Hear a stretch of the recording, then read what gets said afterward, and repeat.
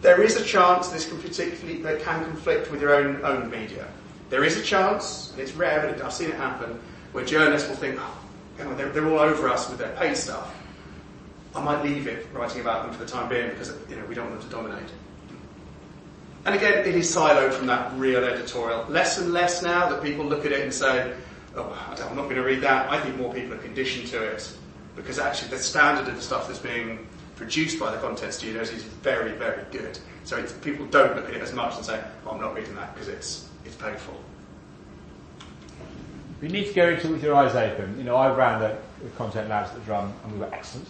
But you need to go with your eyes open and ask hard questions.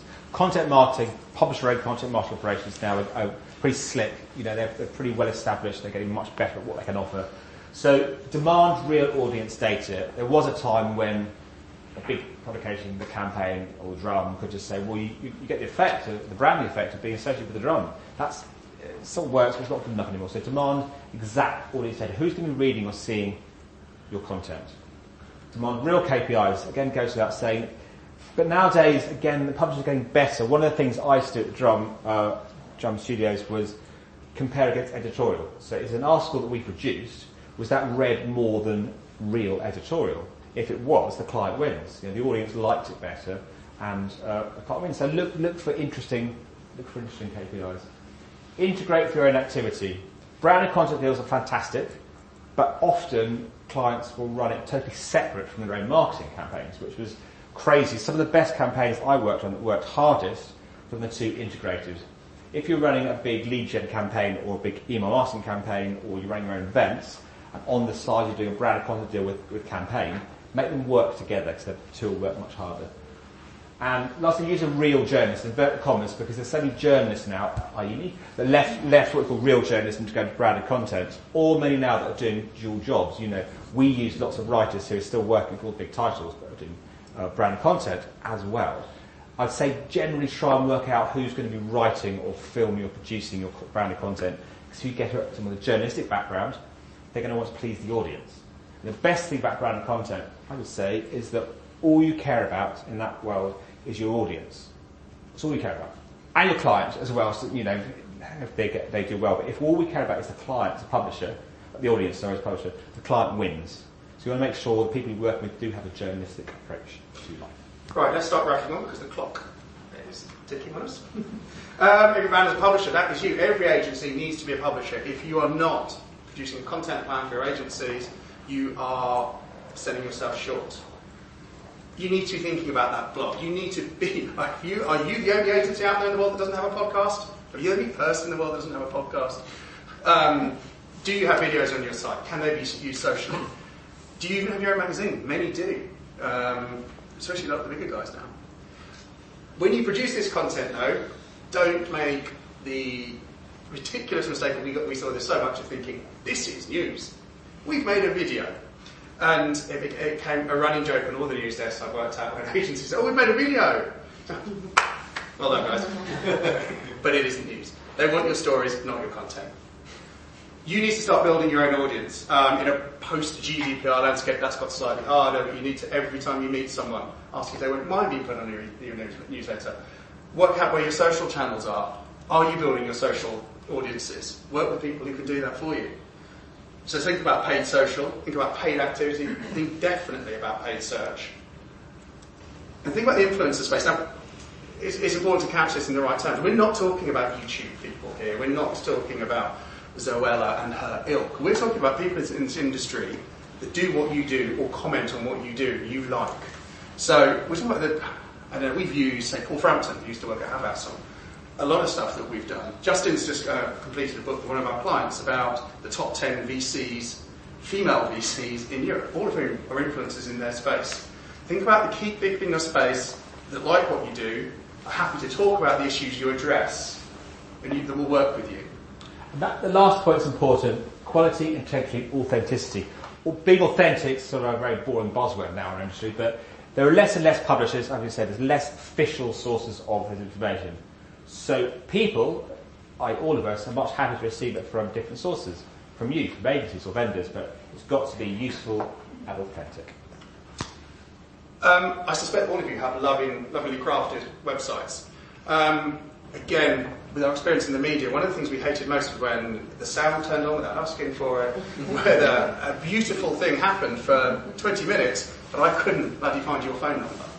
And that irritates me. Make sure your website is not overthought whilst looking beautiful, but make sure the important details stand out. Tell people what you do. All that stuff we mentioned earlier. Put your vision statement on there. Put your mission statement up there. Tell people what you're about. And make sure all the messaging we did earlier is on it. It has to reflect through that. Make sure your blog is up to date. I covered this earlier, but it's just such a simple thing. Make sure your content, all of your content is tagged for SEO. It's pointless producing if no one can find it. Most websites these days come with a CMS that you can just auto tag a lot of stuff. If not, getting someone to do a 700 quid SEO audit for you. Like that was funny, but SEO humour. And have very clear contact details. Make sure everyone knows where to find you. SEO humour is very niche, very weird. Go to Brighton, go to Leeds, don't bring it here. I don't want it. Dragging us back on track. Social channels, you don't have to be on everything. You really don't have to. Oh, God. What's the new one? Vero, Leslie, you want us to be on that? No, don't be on that. Just be on the ones where you know your audience are. Think about it. Think about the time you've got. Think about the resource you've got. At the very least, be on LinkedIn and Twitter. If you are a creative agency, you've got beautiful imagery, think about Pinterest. Think about Instagram. You don't have to do everything. But the ones you are on, be active on. Delegate it to someone. Make sure someone in the team do what RGA do. They give it to someone else in the agency every other week. But, having seen it, with the tightest of brand guidelines, don't drink before posting.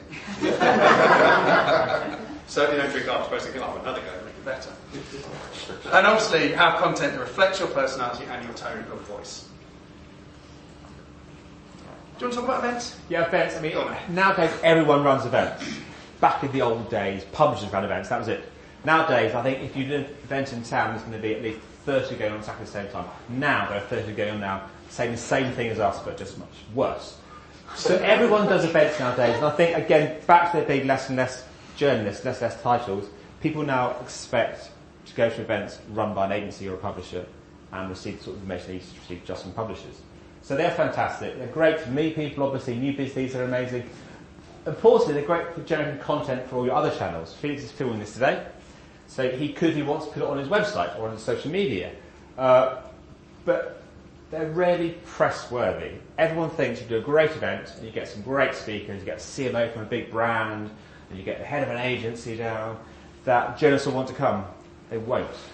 They won't. There's too many events on of their own often, the publisher's own, or run by other agencies. It's very rare you can get journalists down. It does happen, and generally happens when the agency you work with, so like us, has built a relationship with journalists, or you have something unique, but it's not press. Don't do it for press. Do it for new biz and do it for branding.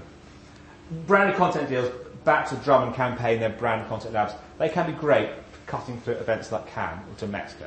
These massive events where it's really hard to run just your own event. If you work with Campaign or the Drum or Adweek, they all have deals where you can do an event with them. That brand can help you cut through and get people to your event, which makes a great use of these. Hugely expensive. Excellent. Now, I'm conscious we've only got 5 minutes. We're going to start rattling on a little bit more. I am, and you're going to come with me, all right? Excellent. Awards. Right. Please don't be precious about it. Please don't be those guys who want to let the work speak for itself. That's lovely, but then no one hears about it. Yeah. Enter some awards. We can debate this over coffee later, but I think you should be entering awards. But also, don't be strategic. Don't go for everything. Be strategic. Go for the titles which have got the audience you want. You can't enter everything. The Drum, for God's sake, do 31 different awards. You probably don't need to enter the Scottish Event Awards.